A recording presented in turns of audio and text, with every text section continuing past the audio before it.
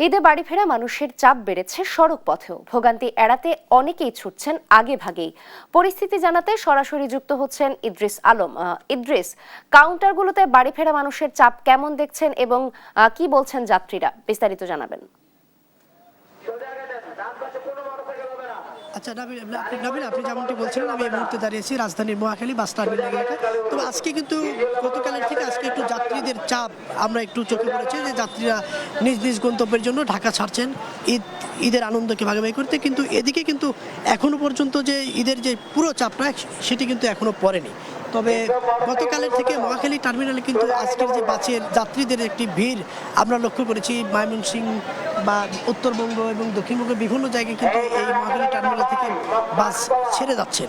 একই সাথে কিন্তু আরেকটি বিষয় আমরা জানিয়ে রাখি, যে আমাদের কাছে কিন্তু অভিযোগ করছেন বাস মালিক কর্তৃপক্ষরা, বলছেন যে এখানে মন্ত্রী এখনই বলছেন যে এখানে কোনো ধরনের তেলের যে সংকট রয়েছে সেটি আর থাকবে না, কিন্তু বাস মালিক কর্তৃপক্ষরা বলছেন যে তারা তেলের কারণে যথেষ্ট গাড়ি ছাড়তে পারছেন না। আমরা সরাসরি কথা বলছি, তেল সংকটের রয়েছেন কিনা?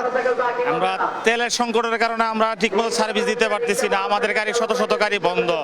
আমরা গাড়ি তেল না পাইলে আমরা গাড়ি কিভাবে দিব, কিভাবে চালাবো? আর উপর থেকে বলতেছে যে তেলের কোনো সংকট নাই, কিন্তু আমরা তেল পাচ্ছি না। আমরা পাম্পে গেলে 2,000 টাকার তেল দেয়, 2,000 টাকার তেল দেয় কোনো দিকে যাওয়া যায়। আমাদের তেল লাগে 8,000 9,000 টাকার তেল লাগে।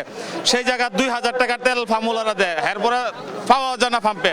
তাহলে আমরা এভাবে গাড়ি কিভাবে চালাবো? এভাবে যাত্রী সাধারণত যেমনটি শুনছিলেন যে এবার ঈদকে স্বস্তি এবং নির্বিঘ্ন করতে হলে যে বাসগুলো পর্যাপ্ত পরিমাণে বাস ছাড়ার কথা, যদি এই তেল সংকট থেকে যায়, বাস মালিক কর্তৃপক্ষ আমাদেরকে বলছেন যে যদি সংকটটা থেকে যায় তাহলে তারা পর্যাপ্ত গাড়ি ছাড়তে পারবেন না।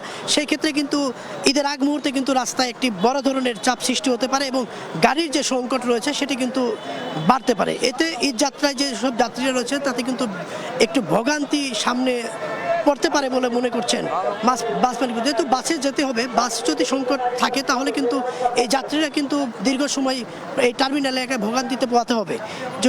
সরকারের পক্ষ থেকে কিন্তু আজকেও বলা হয়েছে যে বাসের যে তেল সংকটটি রয়েছে বা যে একটা লিমিট ছিল সেই লিমিট কিন্তু তারা তুলে ফেলেছেন, অর্থাৎ বাসের তেলের কিন্তু আর কোনো থাকছে না, সীমাবদ্ধ। কিন্তু এদিকে বাস মালিক কর্তৃপক্ষ কিন্তু বলছেন ভিন্ন কথা।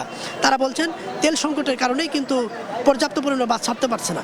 পর্যাপ্ত পরিমাণে বাস ছাড়তে না পারলে কিন্তু একটু আগামী সামনের দিকে কিন্তু যাত্রীদের একটু ভোগান্তি তৈরি হতে পারে। রাজধানী মহাখালী বাস টার্মিনাল থেকে এই ছিল সর্বশেষ তথ্য।